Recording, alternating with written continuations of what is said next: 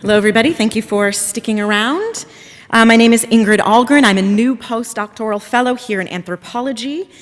Since I just began this project about 6 weeks ago here at NMNH, today I'm really going to introduce the inception of this project, the aims, some early ideas, and some of the exciting developments that have happened so far.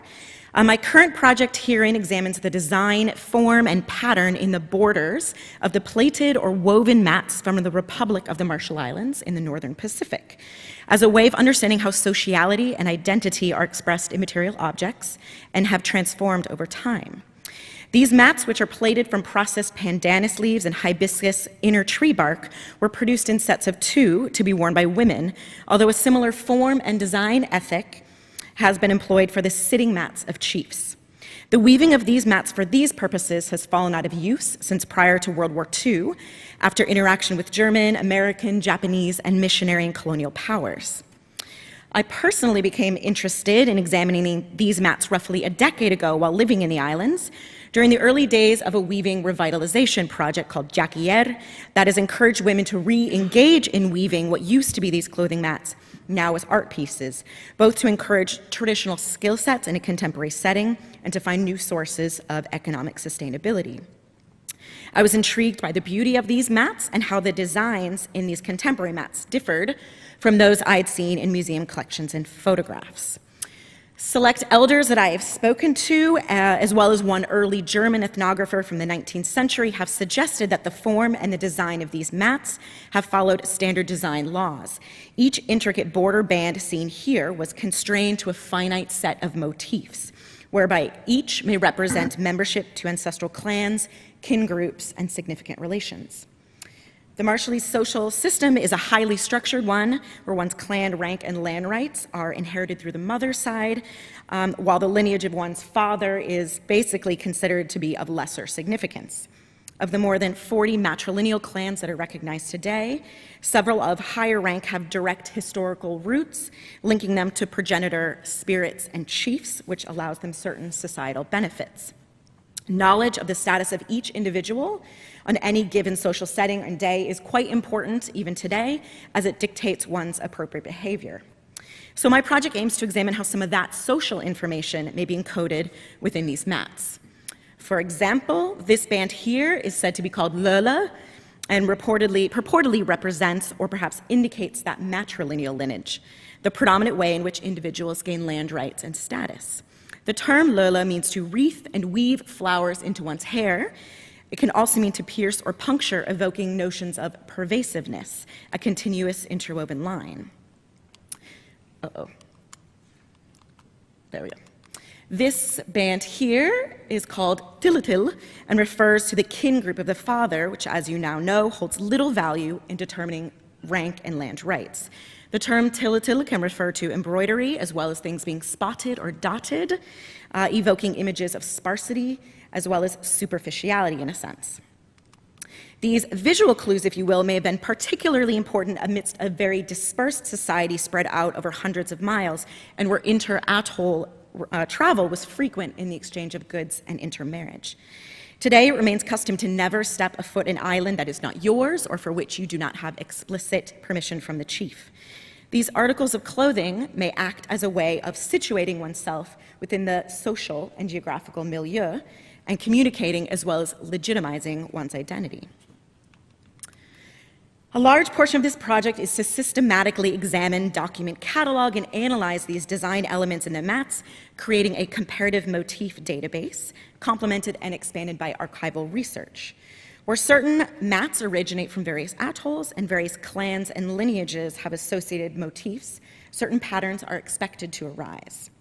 The diversity, variety, and prevalence of certain motifs within each of these bands, coupled with provenance information, I hopefully will speak to a larger understanding of local epistemologies, that is, local indigenous ways of knowing that can incorporate identity, the environment, space, place, and sociality.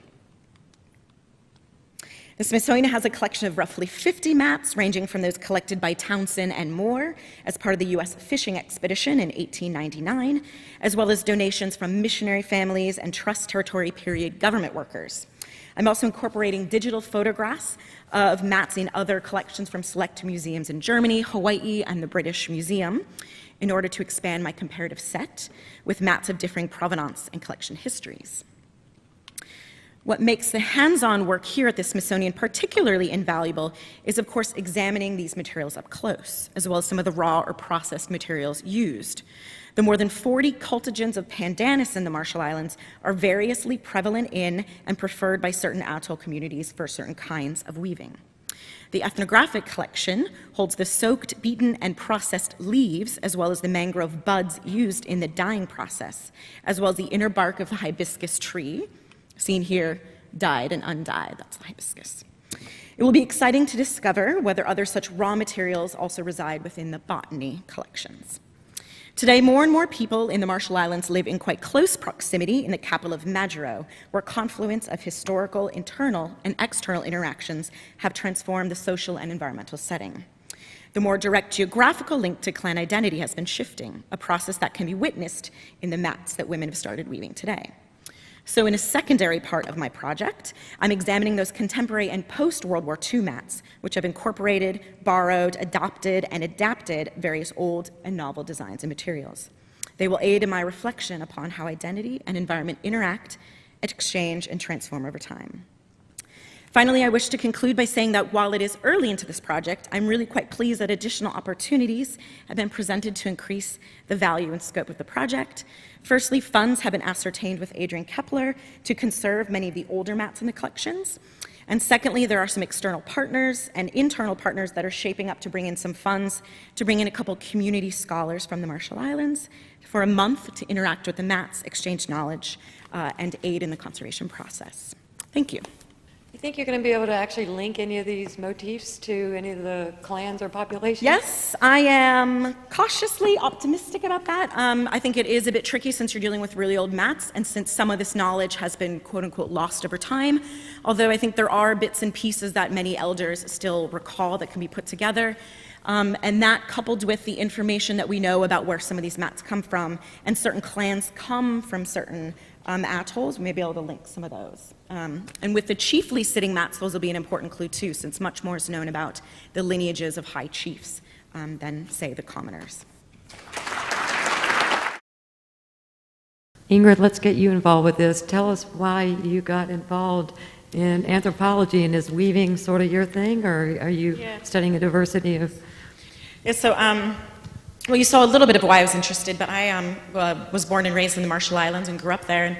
And I just recently finished my PhD looking at traditional ecological knowledge and sort of ideas of sacred cosmologies and sacred ecologies and taboo.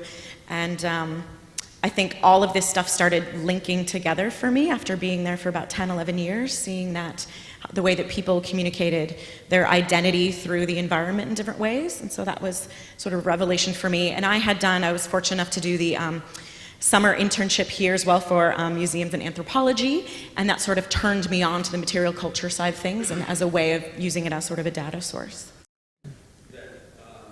They seem to be primarily geometric. There doesn't seem to be a lot of flowing patterns, or particularly, I would have thought, more biological thing. You had a few things where you showed a crab or something. I'm just curious about that in general. Sure. I mean, some of it I would imagine comes from the form that you're working with and the certain patterns that you can actually make when you're weaving tiny strands of hibiscus or pandanus. So I think that's going to be a finite sort of set because of that. And it's early days yet, but you saw that there were some abstractions from certain things. So we know a lot more about tattoo motifs. That's been studied much more extensively, and they seem to have similar concepts of where certain bands and certain motifs could only be in certain parts of the body, and that would reflect your status as well. So I'll be linking some of those designs, and there are some clan totems that people no longer really recognize, but there's some in the records that may assist in that. So for example, there's one clan that traditionally has the shark as its sort of clan totem. So there may be sort of links between those designs. So.